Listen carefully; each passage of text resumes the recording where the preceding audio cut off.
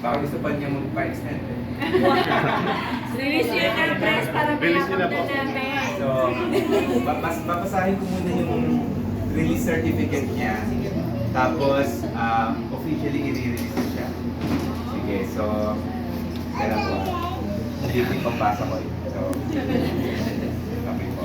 The Church of Jesus Christ of Latter-day Saints.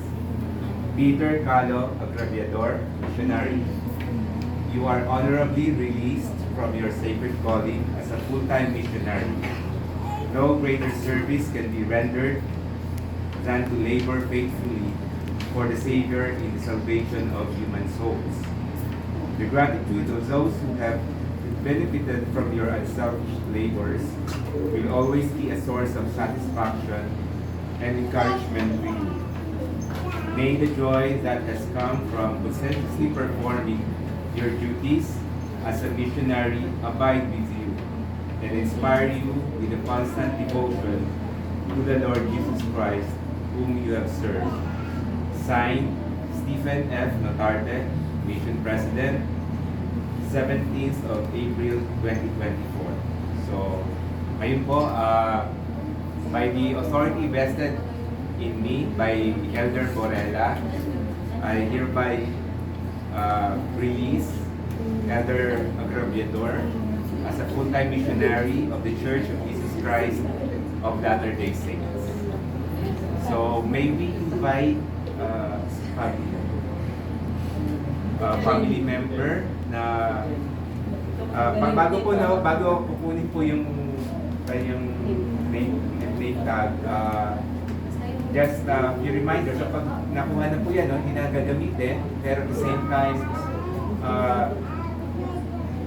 si Elder, although released as a full-time missionary, he will always be a missionary of our Heavenly Father and of our Savior Jesus Christ, just like all of us.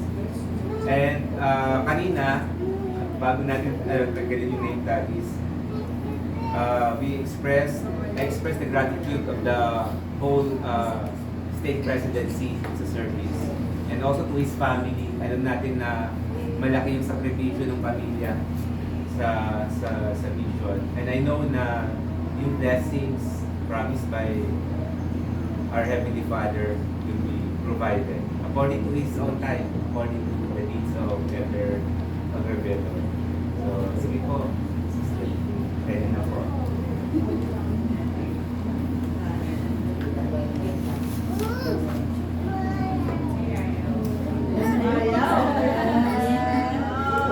Pwede na mahal.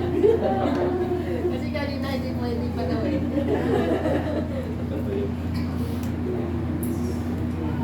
So much. Brother Agraviador.